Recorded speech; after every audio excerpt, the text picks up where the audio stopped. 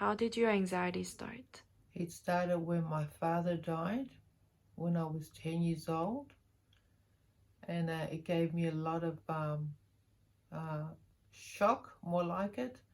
And then when my mum died and my sister died, I had to see him in hospital, dying, and there's nothing you can do about it. And I didn't believe they were going to go. I just didn't believe it. I felt like I was going to be lost. And that's how I felt when my parents died. And I had to grow up fast in myself. I was in shock when my father died. I was in like a trauma. I was in shock, and I grew up with a fear ever since my mum and my sister died, and everybody was in the hospital, and they gave me a lot of fear because I could not believe it, because I was very close to my sister. I was 50 when my sister died, and I had to go near the coffin to say goodbye to her, and my whole body was just shaking. I just tried to wake her up, and she wouldn't wake up. And then I had to face another one when my mum died. I just felt I was completely lost. But the question is, you can't hold what happened. You gotta let go of your fear of people dying. I'm talking about other people out there. They have to understand, because it ruins your life completely.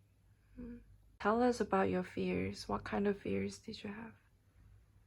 Well, I just got fear if someone dies, or something's gonna happen, like if I cut my finger or anything like that, or if I trip over, I've got to go to Louise, because I never had that as a child. Was it every day? Not every day. Only sometimes when something happens, I've got to go to Louise, and she goes to me, "You're going to die now." I had to see psychiatrists, doctors, counseling, medication to get you better, but it's not a shame of taking tablets.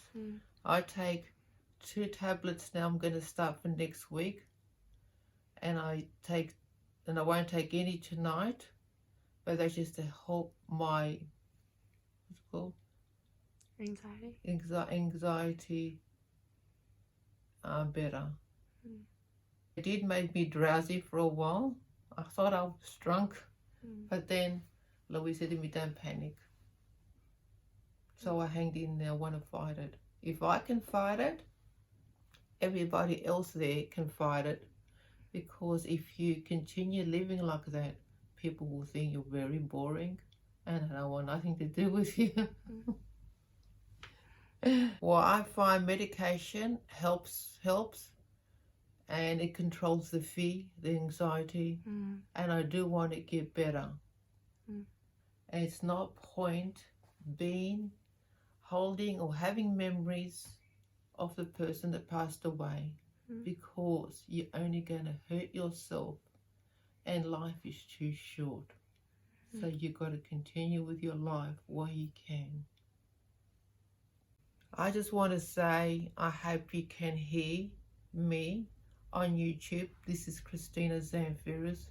I just want to say, who's ever suffering from depression or fear or anxiety, just you can't live like that forever. You're going to have to let go and get on with your life, because other people care for you and love you. Holding fear, it's not going to help. Being upset, it's not going to help. So life, you still got to go forward. Doesn't matter how painful it is. I just want to say I love you. Thank you, Christina. Thank you.